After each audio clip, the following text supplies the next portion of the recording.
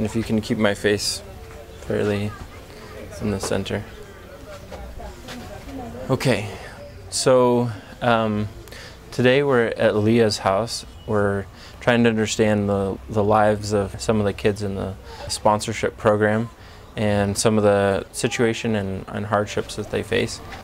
Eliya's just an awesome young man. He has a really sweet and mature personality. He's really been processing a lot of what's been going on through a lot of the sickness and illness that he's had. His complications as part of HIV that he's been suffering through. Mimi jina langu Eliya.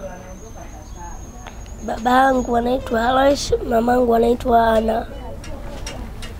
From my understanding, it seems as if Eliya's mother was HIV positive, but then eventually died. And, this house here is just in incredible disrepair. We've asked people how many are living here, and people just say many. Hapa tupo wengi sana. Tupo kama 20 hivi. Okay.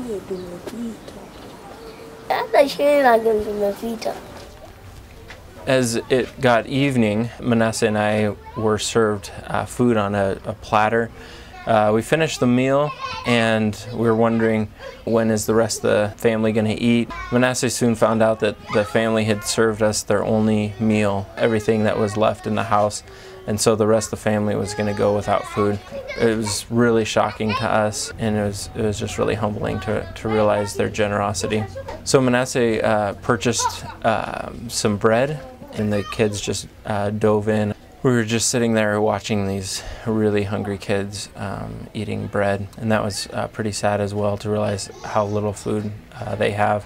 Manasseh and I and Eliya all had the privilege of staying on one mattress together. We did have a mosquito net, so there wasn't a lot of bugs that were biting us, but it was a really warm night, and Eliya kind of was twisting around the whole night and had his hand in my face. A really common breakfast here in Tanzania is porridge, and it's made out of millet, so we shared some of that in the morning. Eliya was going that day to the church as part of the Lahash sponsorship program. He and one of his sisters, each Friday they head over to the church and they go through a little cemetery and through some neighborhoods and finally arrive at the church. At the church they play a lot of games. On this certain day the Lahash team was in town, so we were giving them a lot of gifts, and Eliya got some new soccer cleats, which he's been wearing around. Kwa vitu naopata, ninachopata ninashukuru tu. Kama nguo, kama viatu, kama yani vitu, chakula nini, nashukuru tu. It also gives me hope to realize what can happen when one of the kids enters into a different life through this sponsorship program. His relationship with God is maturing, and he's beginning to understand these things about God. Yani mfate Mungu, yani Mungu wajienda mweza atamsaidia yeye mwenyewe.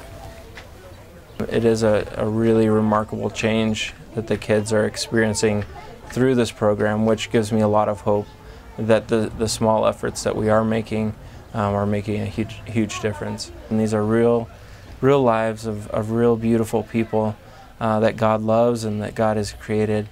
And there's a responsibility now to continue strong and to care for them and to see this program through.